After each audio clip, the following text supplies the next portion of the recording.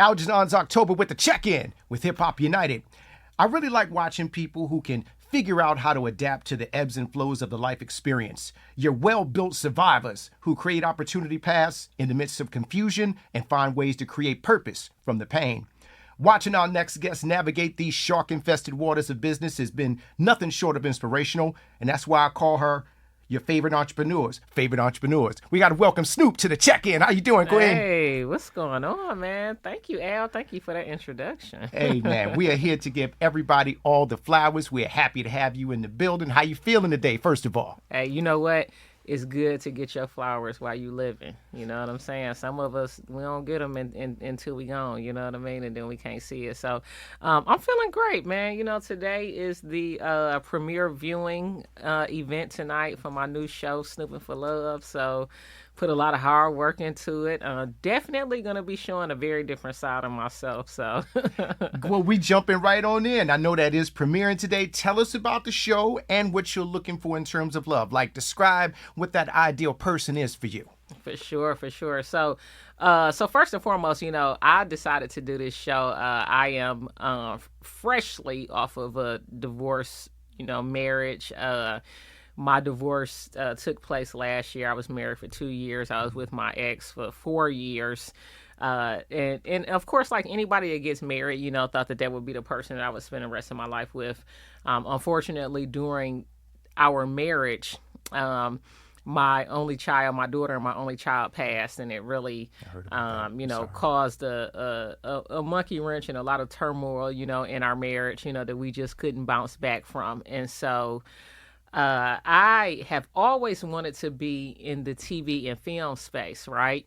But, you know, I was always just so busy, you know, with my businesses, restaurants, salon suites, and a lot of other things, dispensaries, a lot of other things that I had going on that just really didn't have time, you know what I mean? Didn't know who to go to that I can trust, you know, because I've invested in a lot of different things that didn't pan out the way that I wanted them to. So always was a space that I wanted to get into. Now, did not really see myself in front of the camera. You know, I thought I would be more like a director or producer, etc. Never saw myself as like starring, you know, in my own show or anything like that. But I actually was on a trip May of last year. I had went to Puerto Vallarta in Mexico. Nice. During Pride, I didn't do no Pride activities, but I was there and just kind of having some time to myself. And I was just like, man, you know what? I should do a show similar to Flavor of Love, because I had recently announced, you know, that I was single, that I was going through a divorce. And I had a lot of young ladies in my DMs, you know, trying to date me and stuff like that. And I really was not ready. But I said, you know, I should, you know, turn lemons into lemonade. And so that was how the show came about. I ended up contacting my homeboy that I've known for about over 10 years, Mayan Robinson, and just have kind of watched his journey, you know, and doing, you know, films and projects and stuff like that. And so when I got back, I contacted him. And he was just like, hey, I think that would actually be a great idea. He was like, you know, but you got to put it together, you know, because I'm busy. So I literally wrote out every single episode. The show is created by me. And what I'm looking for in terms of love, I'm looking for somebody that just doesn't look at me, you know, for the glitz and the glamour and all of that stuff. Somebody that, because, you know, that was something that I never thought that I would go through, is losing my only child. And so I was somebody that just was like really just high on life, you know, just showing a lot of the positives, you know, just showing a lot of the success story. And, you know, you realize, you know, as you get older and you go through things, you know, you need somebody that's going to be down for you in your down moments. You know what I'm saying? So I think that's the most important thing to me, you know, but I am, you know, I'm easy on the eyes. You know, I need somebody that's going to look good, you know. Okay. So, you know, a lot of the competitions in the show, a lot of the challenges in the show are based upon the things that are important to me, like cooking. I'm a cook myself, but I want my woman to be able to cook. We got dance competition, you know, because that just kind of let me know what, like, you know, your intimacy might possibly be like, you know. So Man, I'm looking for it all. You know what I'm saying? Okay, very nice. All right. Now, how did you pick the contestants? And from what you've seen, can any of these ladies potentially be the one? Yeah, so we actually did a casting call for the contestants, and I was posting on my page. So not only do we have several ladies that are from Atlanta, but we have, females that are from DC, that are from LA, really pretty much all over the US, you know what I'm saying? Houston, so, we got a nice little flavor profile, you know what I mean? Have I seen anybody that could be the one? I think y'all just gonna have to watch the show, because Okay. it's my show. So I knew at the end I didn't have to pick nobody if I didn't want to, but I did end up picking a special female. So Okay, okay, all right. Now, gear switch just a little bit in terms of that. Now, you've had an incredibly inspirational journey from graduating, from college under very extreme circumstances, becoming an entrepreneur during the recession. You've had wins and, as you mentioned earlier, incredibly heartbreaking losses as well. How do you continue to rise above these different challenges that are thrown your way? you know what? Growing up, I would say, my motivation was always my daughter, because I got pregnant with my daughter at 14. I had her at 15. So just being a mother so young, excuse me, I had somebody that needed to rely on me, for over half of my life now, so that was something that really inspired me. I also come from a background of hustlers, a background of entrepreneurs, so a background of even drug dealers, which is a form of entrepreneurship, you know Right. what I'm saying? So I feel like, number one, I feel like it's in my DNA, but I also feel like a lot of the things that I've gone through in life, have, led me to be that way. I think also, too, just being the oldest, child, that my mother gave birth to. I got two younger brothers, knowing that they were always looking up to me, again, having my daughter young, so that just kind of gave me the edge to just always want to succeed and get through, whatever came my way. I will say, when I lost my daughter, I think that has been definitely the biggest challenge of my life. That is something that I've had to, publicly struggle through, and then also silently, solitarily by myself, get through. And that has been something that I'm still learning too, because, a lot of people, throw in the towel, when, they go through something like that. And I've had times that I've wanted to as well, but I also, although my daughter was my inspiration, while she was here, she still is, even though she isn't on this earth anymore. Yeah, that's got to be, like I said, incredibly heartbreaking. I'm a parent, so I can, I can't imagine what that could feel like. And, Yeah. and not only not what that feels like, but to still be able to push forward and be successful and try to carve out your niche within Yeah. society and the culture. And it's a testament to how Yeah, it's strong crazy, you are. because whenever I used to, whenever I would see like somebody had lost a child, it would hit me, Yeah, yeah.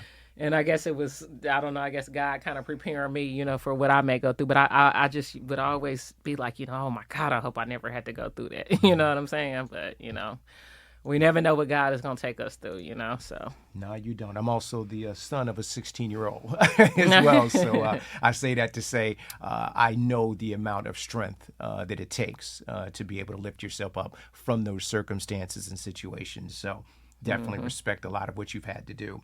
All Thank right. you. So what is the hardest part about being an entrepreneur, and what's the thing that you love the most? The thing I love the most, of course, is just, being the boss, Nice. being a boss, being able to, have an unlimited income ceiling, being able to surround myself and hire people that may be smarter than me in various areas. Because when you are the boss, you have to realize that you don't know everything, and, you're only as strong as your team is. And so that's a good thing. The hardest part is, it's the old saying, you got to pay the cost to be the boss. You know what I'm saying? So, whether the business is making money or not, people got to get paid. People got to be fed. You have to have the mentality of a leader at all times, no matter what you have going on. So even like a lot of those times when I was heavy in my grief, very close to my daughter's passing, and sometimes didn't want to get out of the bed. It's still people looking at me to lead, So I think that makes it tough, because, we're all humans, and we're all here for the human experience, you know what I'm saying? But some of us have a little bit more weight on our shoulders than others. And so that can make entrepreneurship, a little bit more difficult. I think also, too, just coming from 2020 and COVID, a lot of things have changed in so many different business industries, especially some of the ones that I'm in, especially with hospitality and restaurants and things of that nature. But you have to be ever changing. No, I totally agree. Gear switch, just talking about something more so in the culture. Cardi B recently released a record where she's kind of going at her ex, Offset. Would you ever, put out a diss track or anything like that if you were having some issues in your relationship? What do you think about that? Wow, that is such an interesting question. So this is what I will say. I don't think I would put out a diss track, but you know what? When we go through things in relationships, I think as females, we're very emotional. I don't know what has happened behind closed doors with them outside of him cheating, but I can imagine how hurtful that has been, to her. She laid down and had 3 kids for him. I remember seeing the good times, her giving him cars and this and that, and who knows what else. You know what I'm saying? And so then the public disrespect. So I never judge how anybody decides to get back at somebody that then stabbed them in the heart. I've done some things that I'm not so proud of. And when I found out, that my ex-wife had cheated on me, I get on social media and had a little rant, you know what I'm saying? So, it just, man, them affairs of the heart, they get you, So, yeah, I mean, it's the no judgment zone over here. Okay. I can't say what I will or won't do. Say it might go down, it might not. Hey, I mean, I'm 40 now, so I feel like I've learned a lot.